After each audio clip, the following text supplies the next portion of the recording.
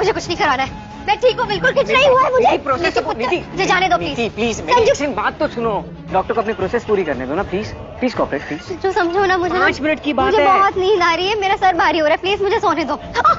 Parineeti serial के आने वाले एपिसोड में हमें हाई वोल्टेज ड्रामा देखने को मिल रहा है। जी हाँ, यहाँ पर हम देख ही रहे थे कि भाई किस तरह से नीति जो है दोबारा चाल चलती है, लेकिन भाई काफी मजेदार तरीके से इस बार नीति जो है अपने प्लान में फ्लॉप हो गई है। जी हाँ, यहाँ पर हम देख ही रहे थे कि भाई किस तरह से नीति काफी एटीट्यूड में आई थी ये प्रूव करने के लिए कि भाई पार्वती ही परी है, लेकिन दोबारा से इस बार नीति का प्लान जो है उस पर ही भारी पड़ गया है। यहाँ पर हम देख रहे थे कि भाई कितने एन मौके पर यहाँ पर पार्वती अपने कमरे में आ जाती है और इसी बीच ये प्रूव हो जाता है कि भाई पार्वती परी नहीं है। और ये चीज देखकर भाई नीति शॉक में है कि भाई आखिर इसके लिए मुझे अपनी टीम को बुलाना पड़ेगा, अभी इसे रूम में शिफ्ट कर दीजिए। लेकिन डॉक्टर, इससे हुआ क्या है? हाँ डॉक्टर, हुआ क्या नीति को? अभी तो इतना समझ में आ रहा है कि नीति बहुत अग्रेसिव हो गई है, इस हालत में वो किसी का खून भी कर सकती है, तो इसको अच्छा है कि आप इसके रूम में ही रखें।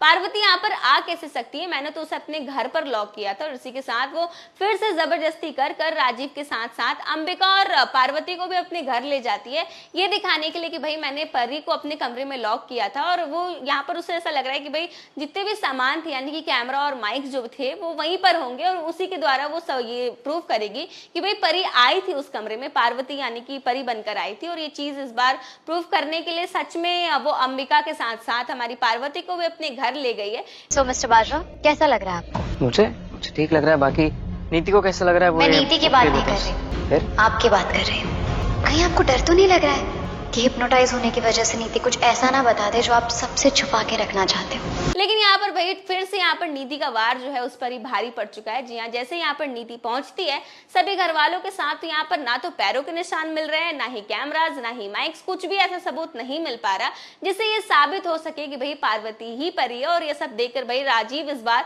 काफी ज्यादा नाराज हो चुका है हमारी नीति से। और तो भाई दूसरी तरफ आपको बता दूं कि आपके मन में ये सवाल होगा कि भाई अचानक से कैसे पार्वती एन मौके पर अपने घर पर पहुंच गई, तो आपको बता दूं कि भाई आप दोनों के बीच कोई छुपा हुआ राज या फिर आपकी पर्सनल कोई ऐसी बात जो किसी को पता नहीं होनी चाहिए? नहीं मिस सिंघानिया, मैंने तो जिंदगी में ऐसा कुछ भी नहीं किया जो मुझे किसी से कुछ छुपाने की जरूरत पड़े। और आज वो लोग छुपाते हैं जिन्होंने कभी किसी को धोखा दिया।